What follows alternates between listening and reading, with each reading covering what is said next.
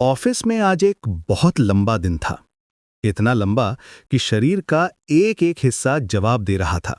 सिर भारी था और हल्का हल्का बुखार भी महसूस हो रहा था। बस ऐसा लग रहा था कि किसी तरह घर पहुंच जाऊं और बिस्तर पर पड़ जाऊं। घड़ी की सुइयां जैसे रेंग रही थीं, लेकिन आखिरकार छुट्टी का समय हुआ। मैंने अपना बैग उठाया और कांपते हुए कदमों से पार्किंग की तरफ चल पड़ा। गाड़ी में बैठते ही एक ठंडी सी राहत महसूस हुई। एसी चलाया और घर की तरफ निकल पड़ा। दिमाग पूरी तरह सुन्न था। बस एक ही ख्याल था, घर। सड़कें खाली थीं, रात का सन्नाटा था। मैं बस अपनी ही धुन में गाड़ी चला रहा था कि अचानक गाड़ी ने एक झटका दिया और फिर धीरे धीरे उसकी रफ्तार कम होने लगी। इससे पहले कि मैं कुछ समझ पाता, इंजन बंद हो गया। मैंने एक दो बार फिर से स्टार्ट करने की कोशिश की, लेकिन कोई फायदा नहीं हुआ।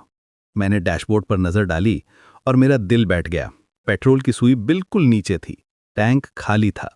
अरे यार, ये क्या हो गया, मेरे मुंह से निकला। दिन भर की थकान और बीमारी के ऊपर ये एक और मुसीबत। मैंने सोचा चलो कोई बात नहीं, पास में ही पेट्रोल पंप होगा, वहां से ले आऊंगा। मैंने अपनी जेब में हाथ डाला, खाली। दूसरी जेब, वो भी खाली। मेरा वॉलेट कहाँ है? मैंने घबराहट में डैशबोर्ड, सीट के नीचे, हर जगह देखा, वॉलेट नहीं था।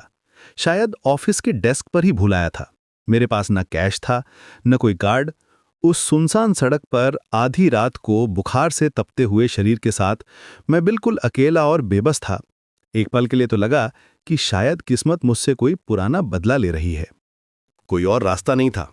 मैंने गाड़ी को साइड में लॉक किया और पास रखे पानी की खाली बोतल को उठाया। मुझे याद आया कि यहां से लगभग 2 किलोमीटर दूर एक पेट्रोल पंप है। 2 किलोमीटर सुनने में ज्यादा नहीं लगता, लेकिन उस हालत में वो 200 किलोमीटर जैसा लग रहा था।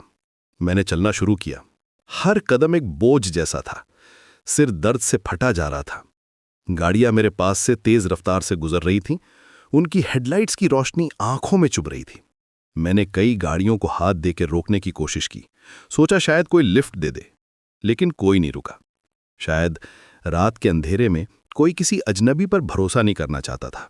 मैं समझ सकता था, पर उस वक्त दिल को समझाना बहुत मुश्किल था। हर गुजरती गाड़ी के साथ मेरी उम्मीद भी थोड़ी थोड़ी कम होती जा रही थी। ऐसा लग रहा था जैसे मैं अदृश्य हूं, किसी को मेरी परवाह नहीं है। पसीने और बुखार में लथपथ मैं आखिरकार पेट्रोल पंप पर पहुंचा। लेकिन वहां पहुंचकर मेरी बेबसी और बढ़ गई। बिना पैसों के पेट्रोल कौन देता? मैं एक कोने में हिम्मत हार कर बैठ गया। समझ नहीं आ रहा था कि क्या करूं। घर पर भी किसी को फोन करके क्या बताता, वो लोग और परेशान हो जाते। मैं बस आसमान की तरफ देख रहा था, शायद कोई चमत्कार हो जाए। तभी मेरे कंधे पर किसी ने हाथ रखा।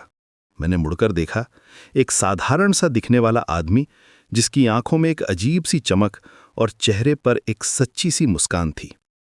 उसने बहुत नरमी से पूछा, क्या हुआ भाई, सब ठीक है? उसकी आवाज में इतनी हमदर्दी थी कि मैं खुद को रोक नहीं पाया। मैंने उसे अपनी पूरी कहानी बता दी, कैसे ऑफिस से निकला, गाड़ी बंद हो गई और मेरे पास एक भी पैसा नहीं है। मैं ये सब बताते हुए ये भी सोच रहा था कि ये भी सुनकर चला जाएगा जैसे बाकी लोग चले गए। लेकिन उसने मेरी पूरी बात ध्यान से सुनी और फिर जो उसने कहा, वो शब्द मेरे कानों में आज भी गूंजते हैं। उसने कहा, चिंता मत करो, मैं हूं ना। बस ये 3 शब्द, और ऐसा लगा जैसे किसी ने मेरे ऊपर से एक बहुत बड़ा बोझ हटा दिया हो। उसने मुझसे बोतल ली, उसमें पेट्रोल भरवाया, पैसे दिए और मुझे अपनी बाइक पर बिठाकर मेरी गाड़ी तक छोड़ने आया। रास्ते में उसने मुझसे मेरे काम के बारे में, मेरे परिवार के बारे में पूछा। वो बिल्कुल एक बड़े भाई की तरह बात कर रहा था। हमने गाड़ी में पेट्रोल डाला। उसने गाड़ी स्टार्ट करने में भी मेरी मदद की। जैसे ही इंजन की आवाज गूंजी, मेरे अंदर एक नई जान आ गई। उस पल सिर्फ गाड़ी नहीं चली, उम्मीद भी फिर से चल पड़ी। मैंने उसे बहुत शुक्रिया कहा। मैंने उसका नंबर मांगा ताकि मैं उसे उसके पैसे लौटा सकूं, लेकिन उसने मुस्कुराते हुए मना कर दिया। बोला, कोई बात नहीं भाई, कभी किसी और की मदद कर देना, हिसाब बराबर हो जाएगा।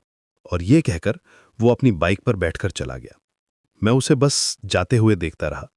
उस रात मुझे जो मिला वो सिर्फ कुछ लीटर पेट्रोल नहीं था, वो था इंसानियत। वो एक एहसास था कि दुनिया में अब भी अच्छाई बाकी है। उस दिन मैंने एक बहुत बड़ा सबक सीखा। जब जिंदगी आपको सबसे कमजोर समझकर परखती है, उसी वक्त कहीं ना कहीं से मदद भी भेजती है। बस हमें थोड़ा सब्र और थोड़ा विश्वास रखने की जरूरत होती है। ये सफर सिर्फ पेट्रोल का नहीं था, ये सफर था विश्वास का, धैर्य का और मानवता का। और शायद यही सच है, भगवान सीधे नहीं आते, वो लोगों के रूप में आते हैं, उस अजनबी के रूप में जो उस रात मेरे लिए भगवान बनकर आया था।